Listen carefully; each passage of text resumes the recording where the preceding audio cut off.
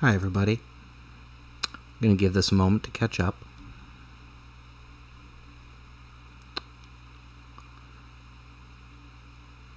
Looks like everything's going, so hey. That's great. Now, I'm going to give it a moment because we need to make sure that everything is up and running. I do have closed captions on should you want and or need them. So those are available.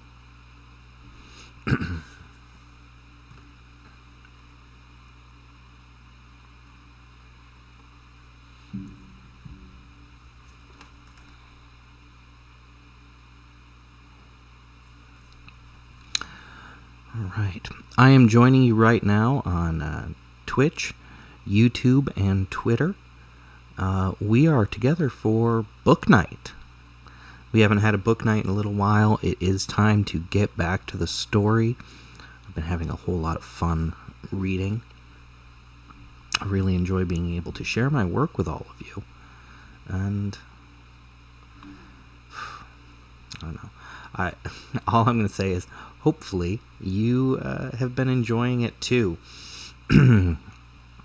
If you have not seen the previous book chats, the previous book nights of the reading of Without the Light, they are all available on my YouTube channel, Your Saturday Night. So feel free, go back, watch them all. They're all around an hour to an hour and a half long. I don't know, this might be our 6th or 7th book night, and we're almost halfway through the book after about 6 or 7 of these. So, have my water in hand.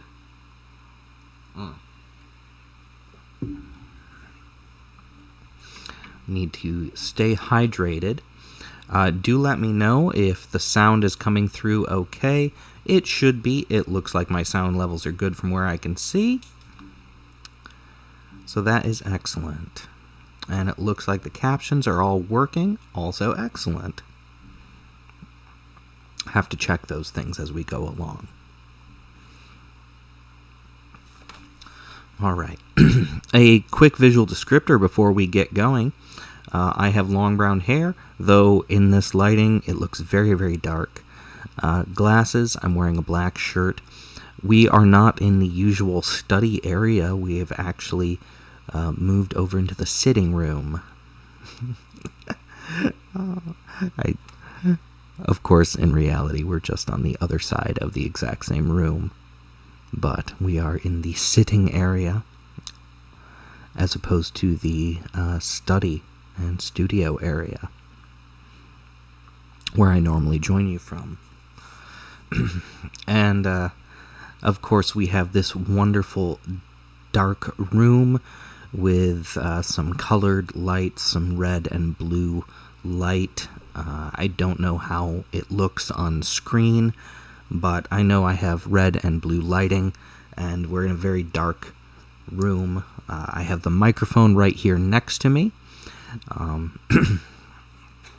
So really we just have all around a very, I don't know, not sure I'd use the word intimate, but definitely a very personal space. Before we read today, though, as I've been doing with every one of our book nights, I just would like to issue a trigger warning because Without the Light contains a number of themes and scenes which may not be suitable for all viewers and listeners. I'm going to adjust that ever so slightly, bring it in a little closer. So yes, Without the Light has scenes which may not be suitable for all viewers and listeners, so there is a trigger warning with it. And before we go too far in, I would just like to go ahead. I'm actually just going to share this information with you really quick, because there are themes of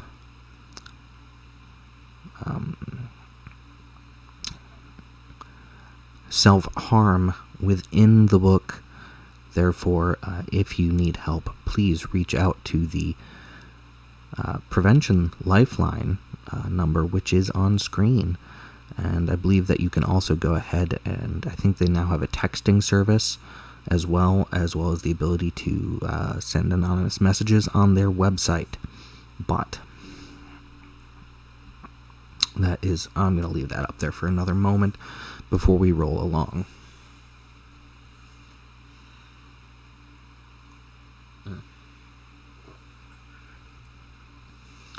And I'm definitely going to make sure that I have plenty of water. I know that when I'm reading, sometimes I get a little choked up, a little dry-mouthed. But I'm so very glad to have all of you here with me, and I'm so glad to be able to join you. It's a lovely night. Well, maybe it's not a night for you, depending on when or where you are watching this or listening. But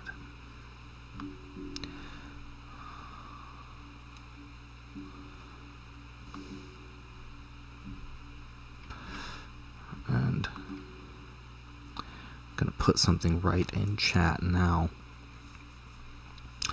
So depending on where you're joining me, there's going to be a link somewhere nearby. If you would like to buy a copy of Without the Light Volume 1, it is available on Amazon in ebook, paperback, and hardcover. And I believe it is also available through Barnes & Nobles and Parnassus Books.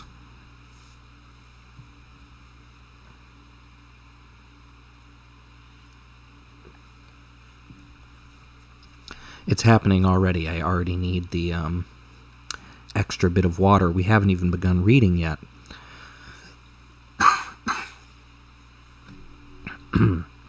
So I'm going to be keeping...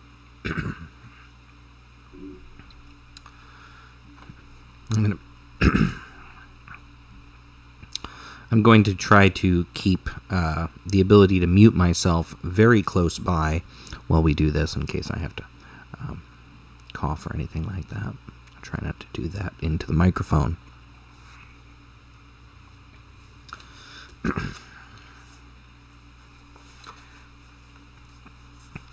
There are some themes in Without the Light that I feel are very appropriate for this time and this day and age. They're continuing ongoing conversations about injustice, social injustice, imbalance within the systems of order and law, imbalance within the world, and it's all very important. It was important when I first started thinking of this story and conceiving of it.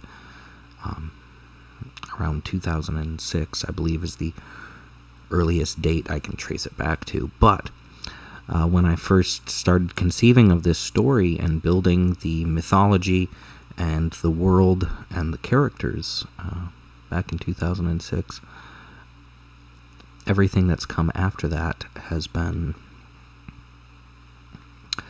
continuously prescient, and even now I think my themes and the characters and what they go through are incredibly important as an ongoing discussion.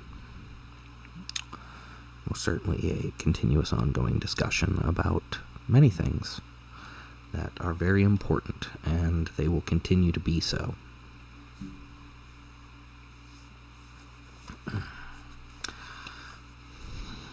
To give a brief recap since we last left off, we've been following along with Courtney Rubel as he has transitioned from a human being to an ancient known as the Man in the Red Suit to now an ancient known as the Ferryman, and his adventures and journey from this world into the Great Web, everything beyond this world. and all the things that have happened therein. And I think that's all the summary I need to give right now, because hopefully you've been watching the series, listening to the series, and you remember where we last left off. And where we last left off, Courtney and Lily were in the tower in the Holy Sands, and Courtney had just retrieved the scythe known as Vengeance. So let's get right into it.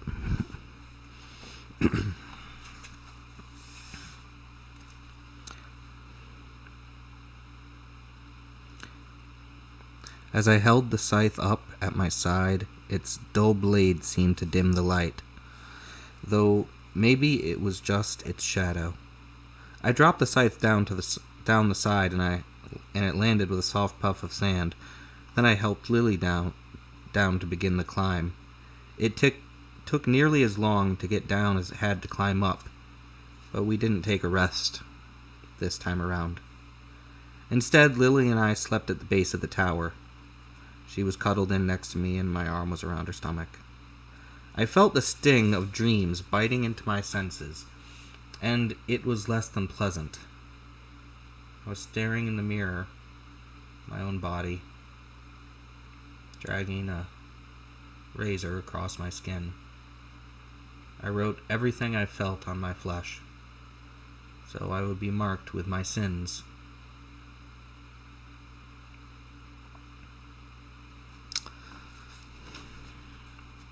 Starting right in something difficult, of course.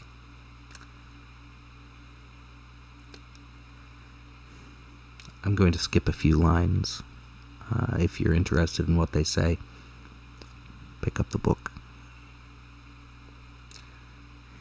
I blinked my eyes as the numbing, racing chaos flowed in my veins. As I blinked, the light of the desert flooded my eyes. I was awake again.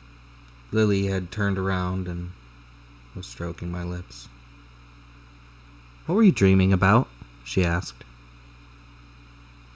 "The past. Nothing that matters now."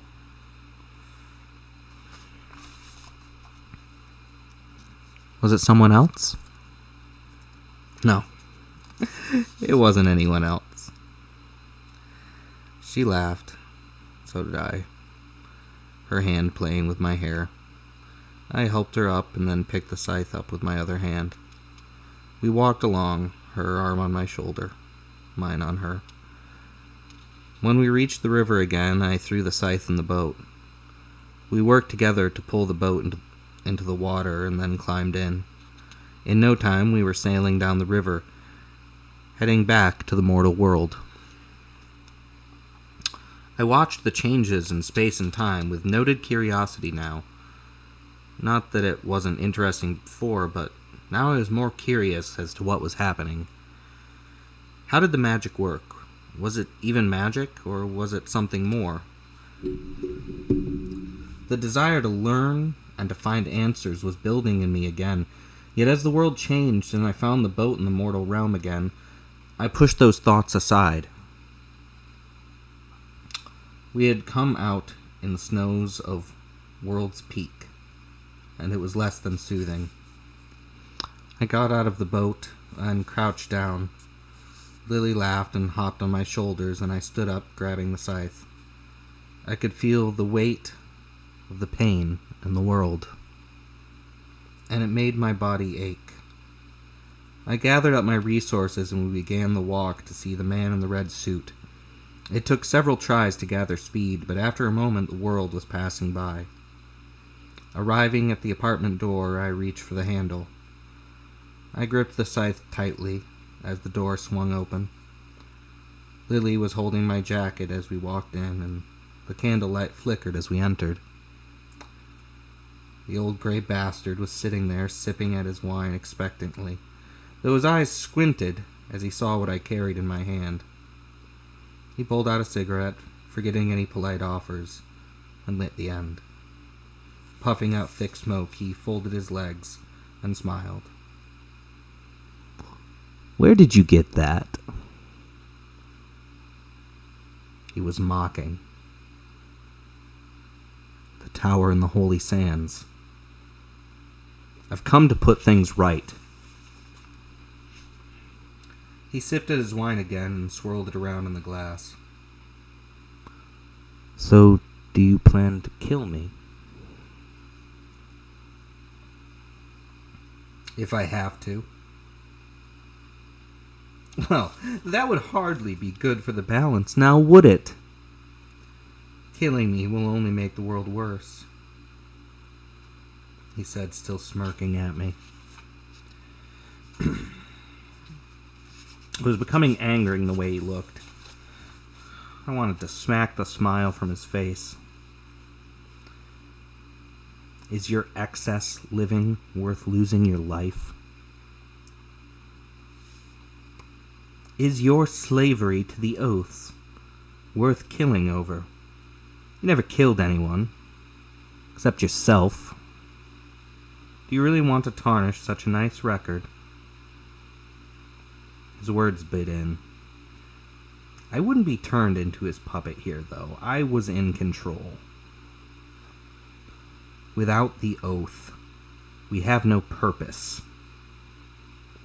The elders made us as toys. We were to be their amusement. Nothing more, and even the humans were made to delight them. Would you blame me for wanting to be on the other side of this equation for once? I want to watch on and delight in the uselessness of it all. He spoke and puffed again on his cigarette. What do you know of the elders? More than you. You've seen their creations, and yet still think there is meaning in it all? How silly. I stepped towards him. Lily was still clinging tight to me. As I approached further, he swirled his wine and drank the last of it. Do you think I am afraid? Are you that ignorant? I do not fear the weapons of the holy sands. He blew smoke out at me. My knuckles turned white as I tightened my grip on the scythe. It wanted to cut him down. I could feel the scythe whispering to me. It wanted to tear him apart. Man in the red suit, you have forsaken your oath and station. You've ignored your duty to the mortal realm and the elders. Rise. Face justice.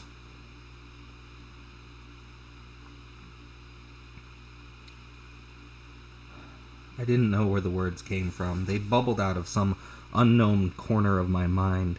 Lily clung to me in fear. I don't know if she feared him or me more, though. The man in the red suit stood from his seat and flicked his cigarette into the empty wine glass. The air was growing thick. And what authority do you claim? You are not the man who carries the book of law. I could tell he made reference to another ancient, but if this man who carries the book of law wasn't here, I would do his job. My authority comes from the elders, the supreme authority of the oaths. I spoke as if I was possessed. Knowledge I didn't know I had, just coming out of my mouth.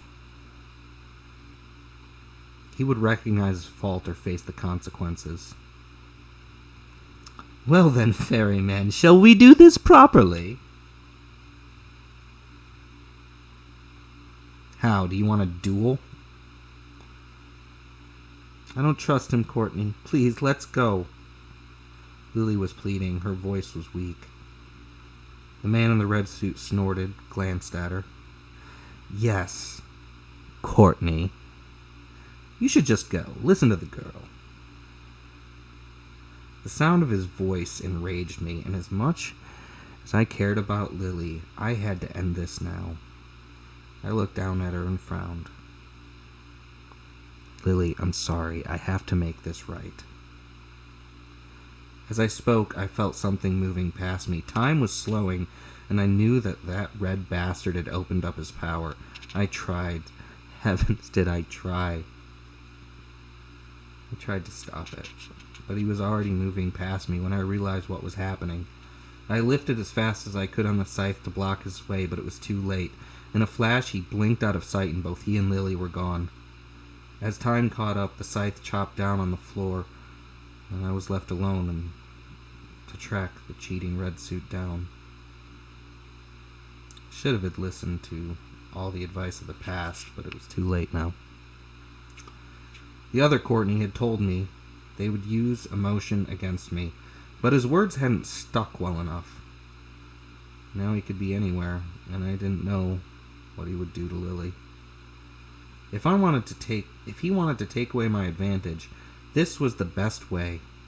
The scythe meant nothing if he had Lily. I had to find them, but the world was a big place, and he was faster than me right now. I had to get him to a place where I could even the odds. First things first, though. I had to find him again. I tried to expand my mind to feel out his. The signal from his thoughts was very clear. He wasn't far away. I focused my energy and passed through the bonds of reality. Rushing through walls and streets, I found myself standing next to the red bench in the park. He was waiting for me there. Lily's throat in his hand. His smile was malicious, like an oncoming storm. Now this is better, ferryman. More room for a proper duel. He was grinning. I gripped the scythe and held it up, pointing at him. Let her go, and we can do this right. His grin widened, and he pulled her closer to him.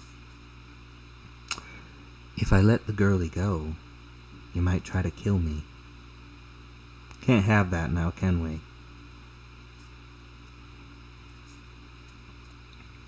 We have to put things right, man in the red suit. There doesn't have to be blood.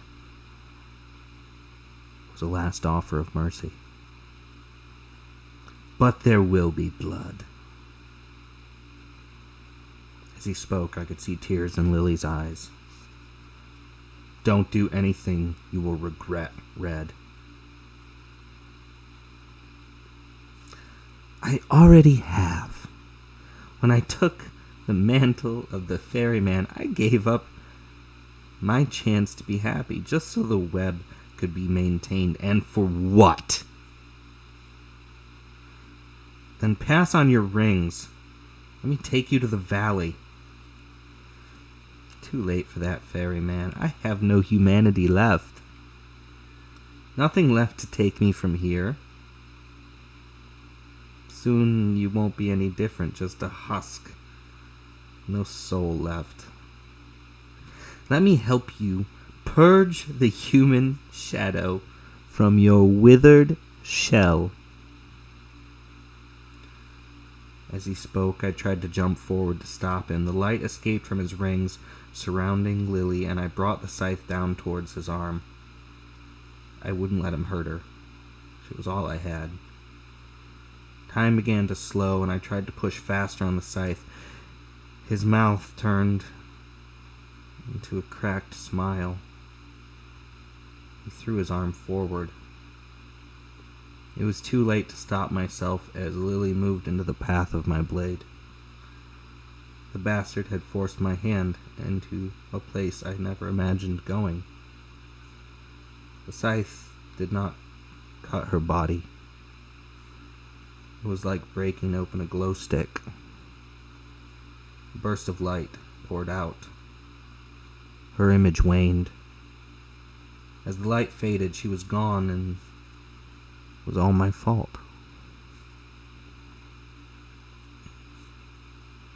Bastard. I fell to my knees. I searched the ground for her, but all that remained were her sunglasses. I picked them up, tears falling on the lenses. Now you're empty. Like me. A surge began to throb through me. A new, and violent energy. I looked up at him and I felt the wind begin to blow, my robes flowing out from my skin, rage pumped in my blood, fire filled my bones. He took the only thing I had left and tossed it away. I would make him pay. Man in the red suit, you have forsaken the oath of your station. You have ignored your duty to the mortal realm and the elders. Rise and face justice. Again the words flowed out of me, but this time with vehemence, with loathing. I stood still, holding the sunglasses, pointed the scythe at him. His eyes went cold. He lifted his palm upward. Spreading his fingers, I saw the light growing. I didn't care about his game anymore. "Now you join her," he said. Light shot towards me. I lifted the scythe and the blade began to eat at the light. His eyes flashed the briefest moment of fear. I lifted my blade with unnatural speed and strength. The light from his rings ceased, and he fell to his knees. Lifting his hands again, he saw I had cut 3 of his fingers away. The lost digits lying on the ground, their rings beginning to rust. His face grew pale. He began to blink his eyes. He was trying to escape, but I wouldn't let him. As his body disappeared, I swung the blade through the air. In an instant he appeared again and flew across the park into the duck pond. I leaned over and picked up his lost fingers, putting them in my robes. Before I could turn around, he was on my back, kicking, punching. I focused my strength and began to run, letting the world fly by in a blur of lost significance. I was headed to the Citadel, the place for the vilest of creatures. As I stopped, I spun my body around, letting him fall off my back to the forest floor. We were here in the wooded deeps of the forests of New Amsterdam. I could already feel the power of the gate. I grabbed the collar of his jacket and began to drag him through the woods towards the gate. "Stop, ferryman. We can stop this now. I know you are stronger. We don't have to do this." He was pleading for his life. I didn't care. He would pay for what he had done in the worst way I could imagine. His words didn't matter, even though he kept screaming for mercy, for forgiveness. I would give him neither. He didn't deserve anything. When we had moved deep into the forest, I could see the dark forms of many unnameable horrors. I don't dare try to describe them, for they filled me with a fear greater than I wish to admit. I dropped him to the ground and kicked him onto his stomach. Dropping my knee on his back, I grabbed his hands and held them down. He was struggling. No doubt he knew what I was going to do. Lifting the scythe, I smashed the blade against his wiggling hands. Even after his fingers came off, I smashed his hands further, leaving nothing but useless, pulpy stumps. But things around us were coming closer, though I knew they feared the scythe as well. Gathering up his fingers, I put them in my robes. Now he had no power, no rings, no hope. Do with this miserable wretch what you will, brothers. He is my gift to you.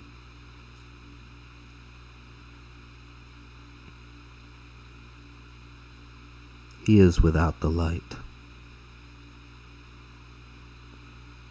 I called out to the gathering throng of monstrous abominations, faces twisted into a mess of gnashing teeth, and grateful, though wicked smiles. I stood up from him. I began to walk away, turning back only for a moment. His arm reaching out to me for help, or maybe forgiveness. Then the horrors descended upon him. I watched only for a second or two. It wasn't something that any creature should see. But the bastard deserved all of it. I walked away into the long stretches of the world, searching for people still living. Everything was in a primitive state now, but I finally found a man ransacking an old formal wear shop. He had ratty black hair, seemed starved and lost. He was unaware of my presence, and it was best that way. Began to layer the many clothes on. He needed to be ready for the cold.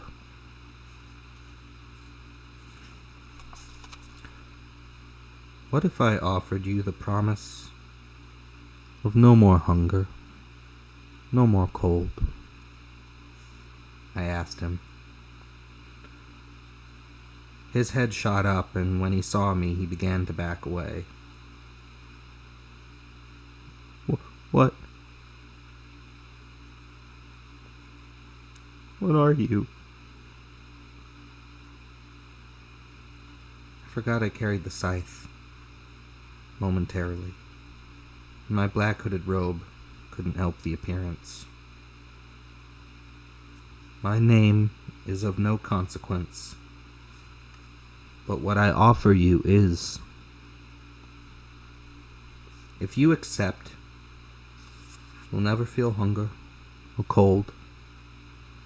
You will not age or die, though there is a cost. As I spoke, I was haunted by my own words. But this time, it would be done right. What is the cost? He was cowering away from me. You will have to fulfill a duty, take an oath, a promise to watch the people of this world maintain the balance. The world has collapsed, and it must be nursed back to health. I knew this time it had to be done right. The man in the red suit must know his duty, as opposed to the blind initiation I had. Seems like a lot to do. He was slowly standing to see me. I made sure he could only see my mouth. I did not want him to see the lost shell of humanity in my eyes. It is, but it must be done, and if you do not wish for it, I will find another. Yet, I see something good in your soul that others might lack. This was an offer of bait. I hoped it would appeal to him. He looked at the ground and then back to me. I don't have anyone left in the world. I'm no one special, mister, he said sadly. I could make you someone special. With these. I pulled the 10 rings out of my robes, leaving the fingers unseen. His eyes lit up, and he reached forward to touch one. What are they? A contract? A source of power? With them, you can exist at all points in time, and yet be nothing. You can see any person you wish, and yet never be seen. It will be your duty to watch humanity, to keep the balance here. When need be, you can abandon the human world and join the other ancients in the other worlds. But there is a price. Everything has a price, and you will learn this. You will neither be the first Man in the red suit, or the last, just as I am neither the first or the last ferryman of souls. We all have duties to perform, and we must respect that. If you wish to live without hunger or need of anything, you must pay that price. Are you ready? I reworded a speech I'd heard from the last ferryman. The man looked down at the rings and then looked at me. I am ready.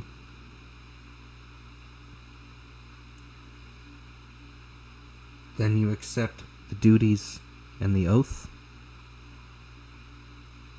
I do. With his words drifting, I saw the rings lift and move towards him. He lifted his hands and they slid down his fingers. There was a moment of darkness. A soft light began to rise from his rings. When the light returned, his clothing had been replaced with a dark red suit and a black tie. His face was the unusual gray that was customary. His hair slicked back. If you ever need guidance, I will come back now and then to offer it. Until we meet again, explore your world. Try to put things right. Man in the red suit. Thank you for this. I will try not to disappoint you, ferryman. As he spoke, I felt hopeful. Turning away, I let the world fly by and returned to World's Peak. I knew that I couldn't change the pain of what Red had done to me, but I had to try and find answers. The elders knew more than I did, and most likely they could tell me where to find Lily.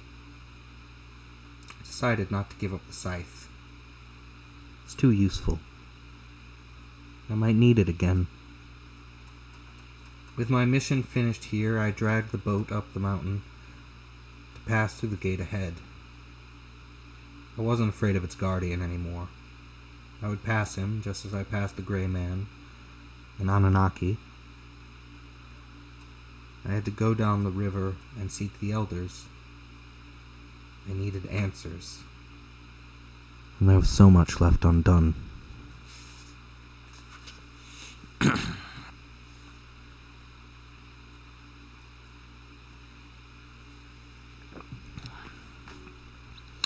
I do hope everyone is enjoying today's reading. I'm going to share that link where you can get a copy of Without the Light once more. And of course, it is available on Amazon. You can get it through Barnes & Nobles and Parnassus Books. And it's available in ebook, paperback, and hardcover. And of course, I'm very happy to have you join me for all of these live readings. I'm going to be fair, I do skip past some parts. Some things are difficult to read out loud, and also for speed and clarity occasionally, a few things are jumped over. So I guess this is an abridged reading, but it's a very good reading. It's a very good reading. I'm enjoying it so very much, and I hope that you are as well. Now, I'm going to have another sip, and we're going to keep going.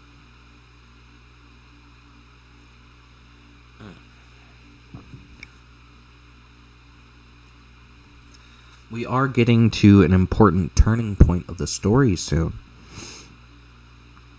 So, for those of you who have read the description of the book, or seen the book's back cover, or otherwise, or heard me talk about the book's characters before, there are two main characters for this first book.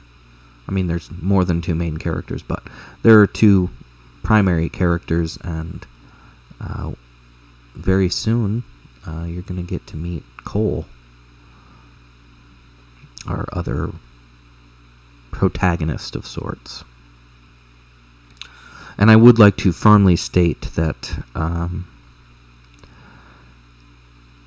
when I call my characters protagonists, I think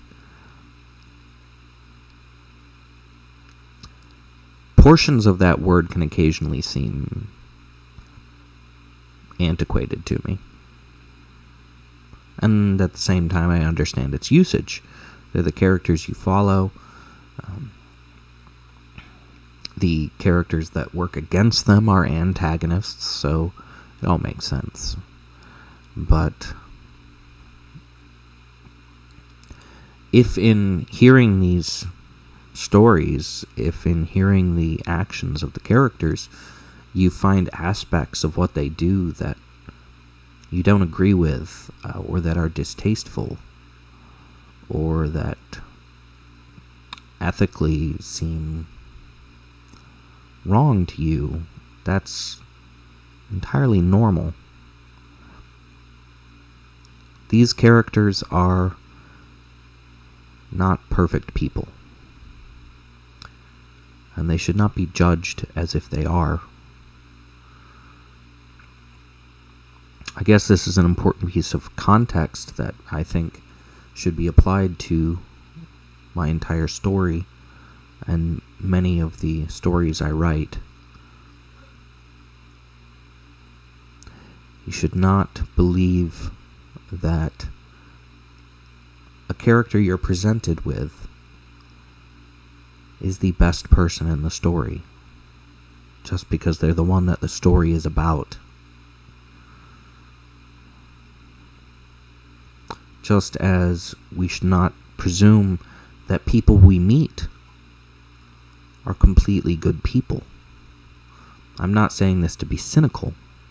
I'm saying this to be very realistic. Morality, ethics, these are incredibly flexible and subjective topics. Was it right for Courtney to treat his adversary the way he did?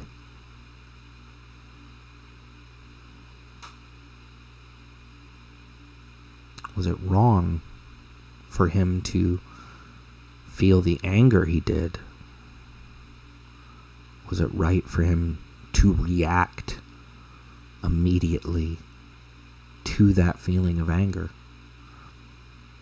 There is no one answer to these questions, and it entirely depends on your point of view.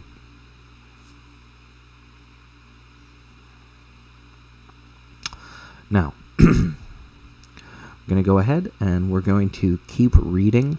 We're about to jump into the next section of the book, and we're going to read for a little bit. I don't know. See how it goes, right? I'm enjoying this. I hope you are too. One more sip for the throat.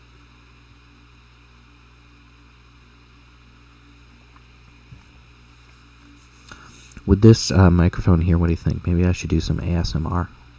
Like some proper ASMR. I don't know, we'll think about it.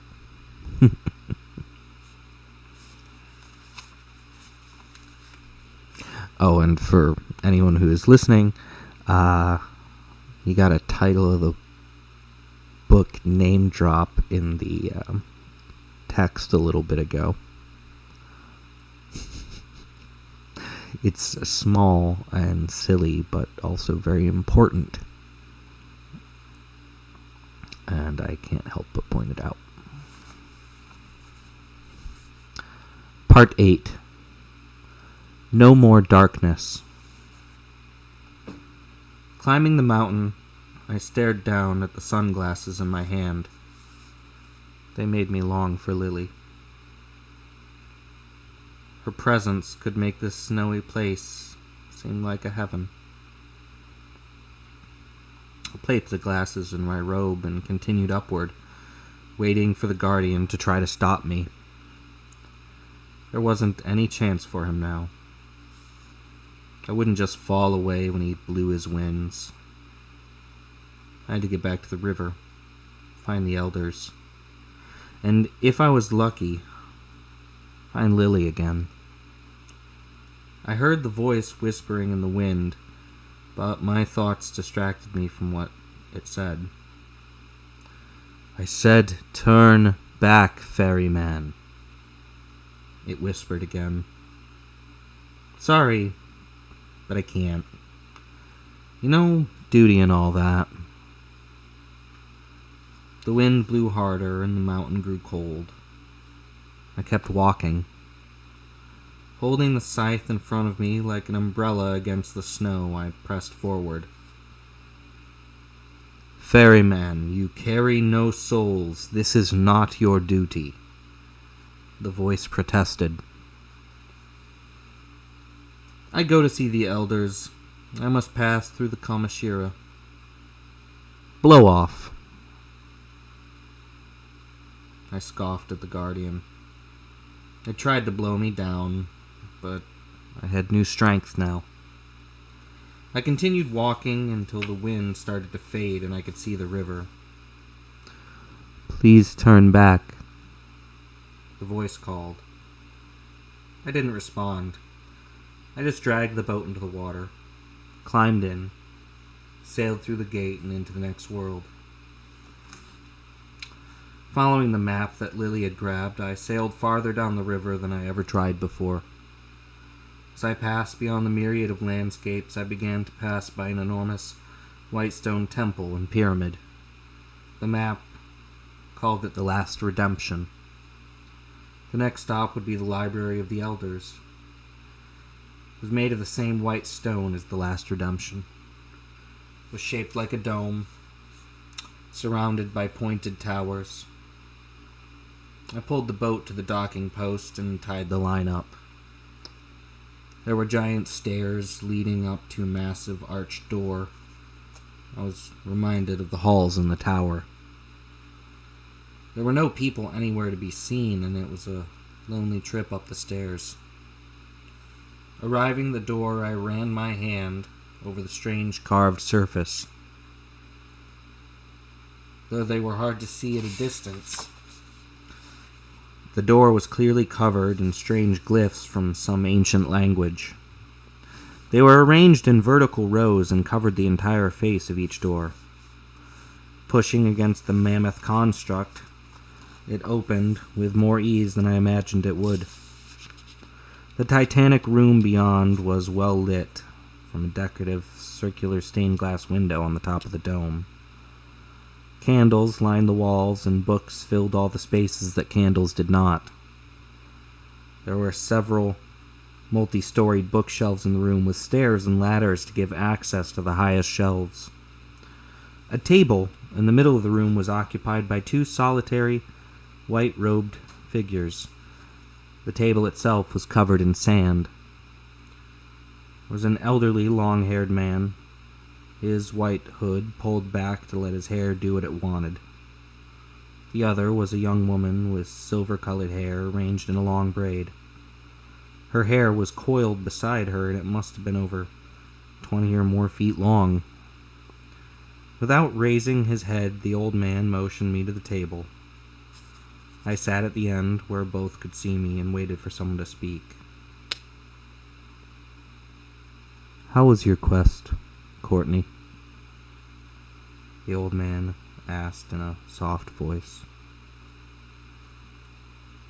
"Too long. With too much pain. I lost Lily." "I know. I am sorry. Do not worry. You will see her again. Do you know who we are?" He looked at me now. His eyes were so beautiful, like nothing I'd ever seen before. There were no words to convey their color. Are you the elders? Yes. I am the first elder, the Pathmaker. She is the second elder, the mother of all. Do you know who you are?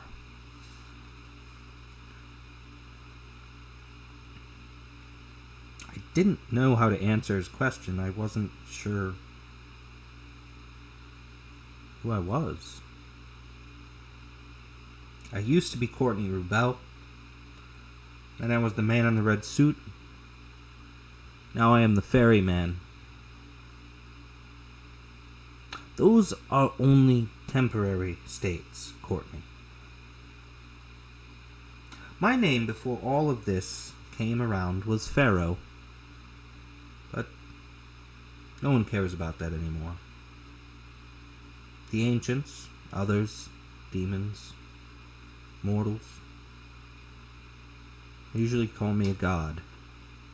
Though I'm not that either. You see, I built the paths that you have been taking. I build everyone's path. The mother of all, she gives my paths the people they were made for. You, however, once kept the clock that makes destiny work as needed. In the time before time, you were one of us. You were the third elder, the timekeeper.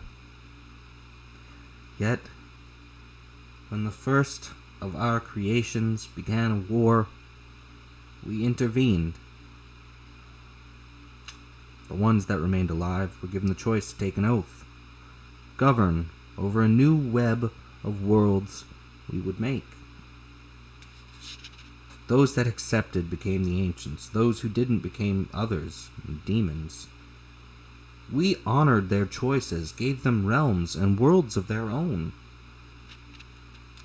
When the mortal realm was made, you fell in love with its people. When you asked for the chance to be one of them, I was concerned for the effect it would have on the rest of our worlds. But Mother and I sought to grant your request. We promised you one life as a mortal creature. When you didn't return, we grew concerned. More so, our watcher, the first man in the red suit, couldn't find you. So we decided to build a path for you, in the hope that you would return to us. Yet you wouldn't come willingly. That every part of you was still aware of your elder past and fallen in love with the mortal world. So you jumped from incarnation to incarnation, living full lives and moving on. He spoke, and I felt the horrid truth of his words sinking into my mind. I was vaguely aware of it, and I hated myself. It was with sorrow we paved a path of despair for you, knowing that with the right hardships you would come back to us. So we pushed you through several terrible lives, until you were born as Rubel. The night you went to end your own life, we sent our watcher to alter your course. And with a small push, you ascended into the form of an ancient. We gave you Lily to take you across the barrier into this world and force you to know your power through her. Her death was not to bring you pain, but to bring you back to us. Now that we have you back, you can become an elder again. As he spoke, I felt afraid. And what about Lily?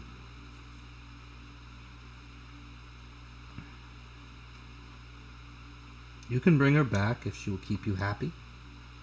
Please do so. Stay with us.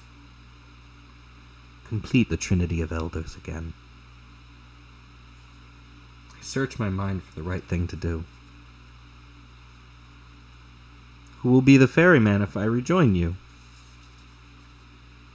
Who will send the rings out to one who would wish the task? The mother of all finally spoke. I recognized her voice from somewhere. What if I wish it? Please, brother, stay here. We've missed you. I can give you your lily. Mother spoke again. Let me be the ferryman. Give me back Lily. I'll be an elder as well. I'll ferry souls. I'll return for a while. Before continuing my task, it's a small request, please.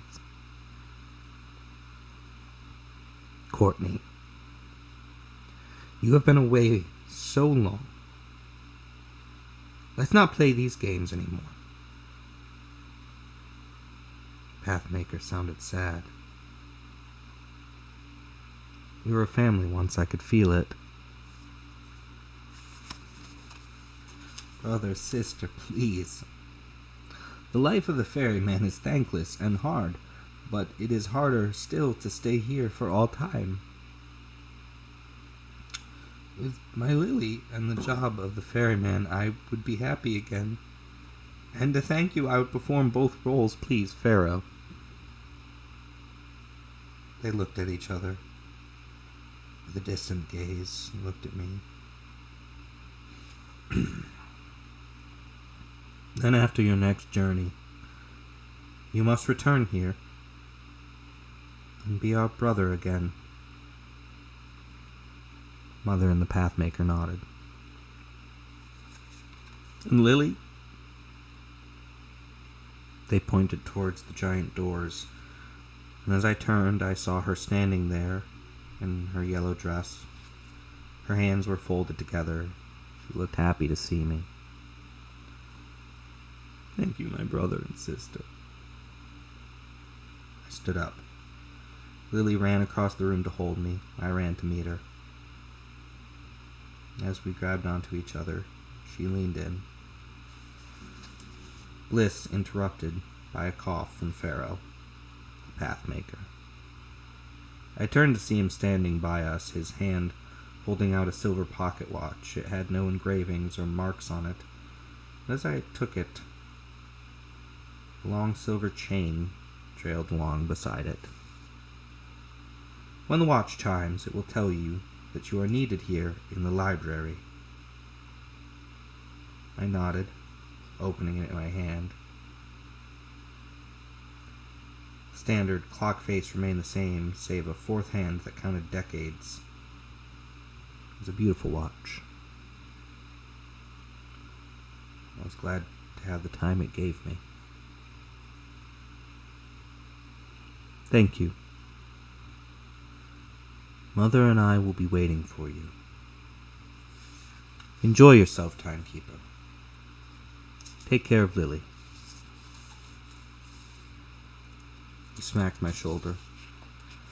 Lily took my hand and we waved goodbye, running back outside. Together we ran down the steps and out to the boat. I took out the map and handed it to Lily.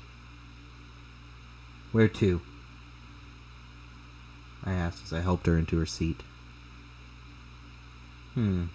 I'd love to see what's in this place, she said, pointing at a place on the map. I stepped into my seat and saw the name, Home of the Nod. It's all the way on the other side of the map and looked a lot like the mortal realm. I smiled at her and launched the boat out into the river. As you wish, Lily. Hold on tight. Lily laughed as we raced along. I put my hand in hers. It seemed as if life could never be bad again. This pilgrimage wasn't over, though my need for answers was coming to an end. There were enough questions left, but this life seems to take its own course. We can't force the answers to come to us, just as we can't force ourselves to be someone we are not. I knew why I hadn't gone back to the elders before. It wasn't where I was meant to be. Just as the mortal realm held so little for me now, I would only go back as I needed to. I'd learned all that I needed was to be, not to try to be, and that's what I'd do. I'd be what I felt I was. I'd live in a world I loved. Even if someone turned off every light in the sky, as long as I had Lily, there would be no more darkness.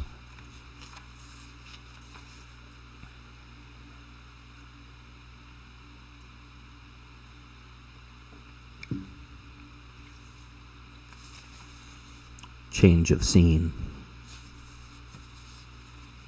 In the library of the elders, the pathmaker Pharaoh looked at the sands on the table, and it seemed to reflect. Mother sat in her seat and drew signs in the sand. Pharaoh moved his hand over the table. It seemed to shift and dance as if the sand was an extension of his limbs. "Brother?" Mother didn't need to say more. Pharaoh closed his hand and the sand fell still. "Do you think he knows?" Pharaoh seemed vexed. "How could he?" She responded without ceasing her work. "You didn't tell me you made his current vessel in the image of his old form. The hair is different, but the face is the same." Pharaoh turned away from the table. "Does it bother you?" "What bothers me is that not all of his path was my making." Pharaoh folded his arms behind his back, walked to the far side of the library, and began to look at the books on the shelf.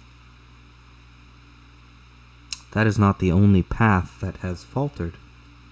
Mother stood now herself and walked over to the pathmaker, placing her hand on his shoulder. "Of this I am keenly aware. However, all things can be remedied."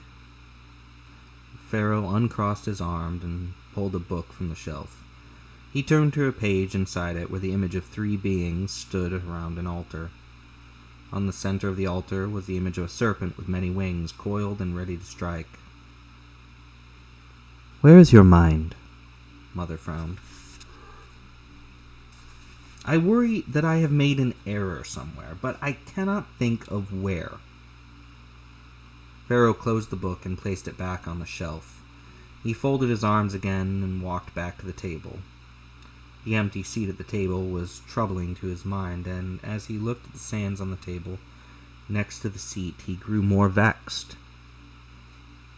"The text is incomplete here," Pharaoh grimaced. "What do you mean?"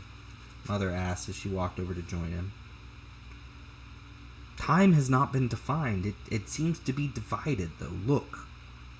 Pharaoh pointed at a series of signs and symbols which seemed to repeat themselves over and over again. Mother studied what she saw and then looked to Pharaoh and smiled. "The timekeeper's last workings are here before us. They are simple but unending in motion. It's present in the work. He seeks to allow time to be without beginning or end. Is this not what we want?"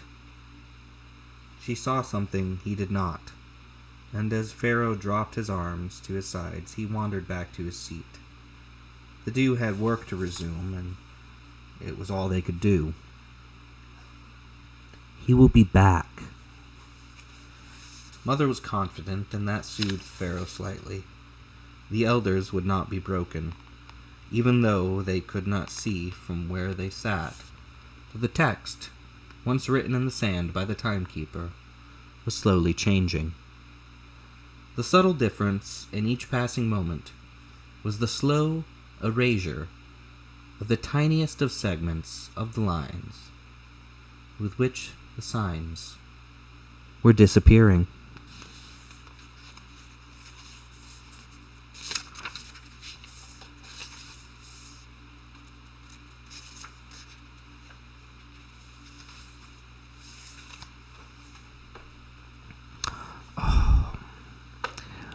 And we have made it to the halfway point of the book. Oh. Of course, I am truly enjoying myself. I hope that you're enjoying yourself. This is far too much fun. Or at least, it's far too much fun for me. And I hope it's a whole lot of fun for you.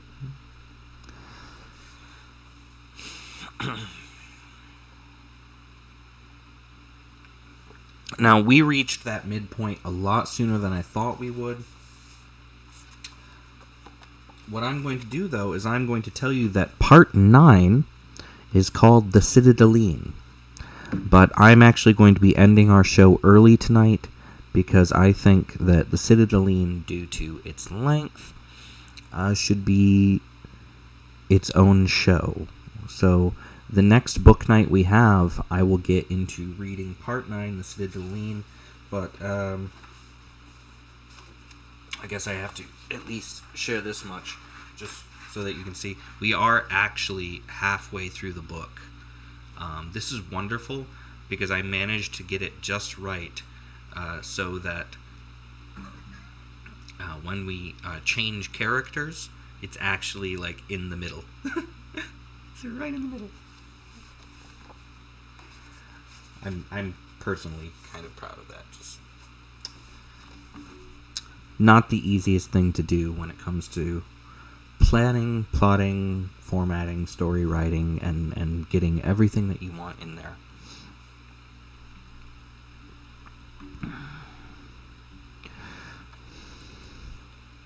So I'm just sharing again one more time the link to where you can buy Without the Light Volume 1 on Amazon.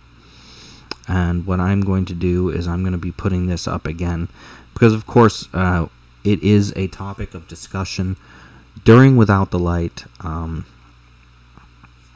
make reference to these scenes often. So, just as a very important reminder, if you need to reach out to anyone, if you need to speak to anyone for any reason, because of what you are feeling, thinking, what's going on in your life, whatever it may be, go ahead, call the Lifeline. The Lifeline provides 24/7 free confidential support for people in distress, prevention and crisis resources for you and your loved ones, and best practices for professionals in the United States. So I also know that you can go on the website, I believe, and you can message there, and I believe there's also a texting service. I don't have those saved where I can just drop them into chat or on screen the way I can do with the number, but no matter what is going on, I want you to remember that there are people who care, there are people who want to help, there are people who will help. Reach out if you need to for any reason whatsoever, all right? So, with all of that said, I would like to say thank you so much for being here. I know that we're ending almost 20 minutes early, but I really would like to go into the Citadeline on its own book night show, and we might have to do an extended book night just for Part 9, because Part 9 is a bit long, and I'll give everyone a pre-trigger warning that the Citadeline, and when we get into Cole's story, there is going to be a lot of hardships and a lot of terrible things that come through. Cole's story is no easier, or should I say, is not easier than Courtney's. Courtney had a very hard time, and Cole does as well. But I have a lot of energy and time, and I've put so much into these characters, and they're more than extensions of myself. They're friends, and they're family, and they're people that I know, if that makes sense. I know them very well, I've known them for years and years.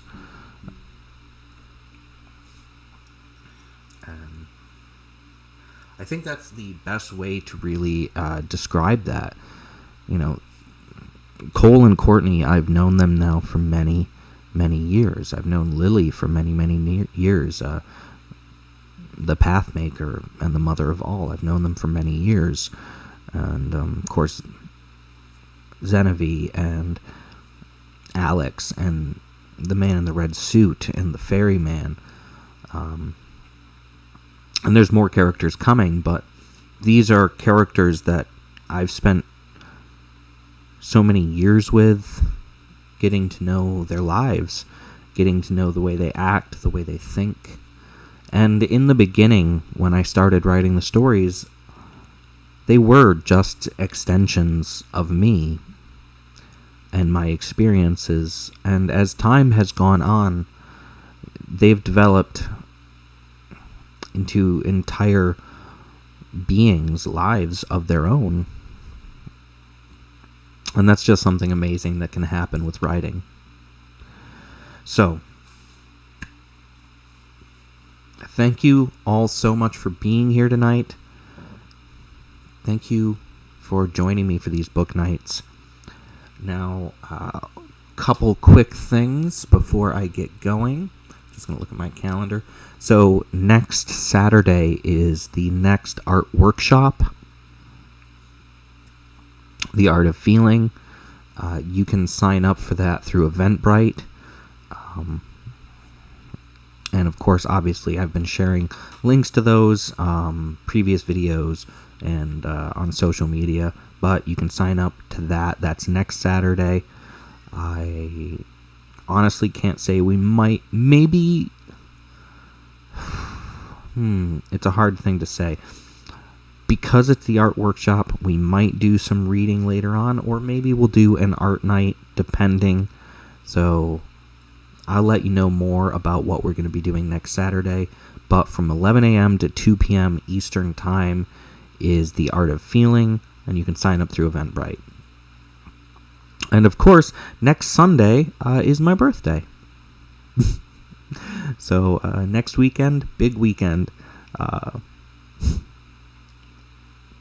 Kind of looking forward to all of it.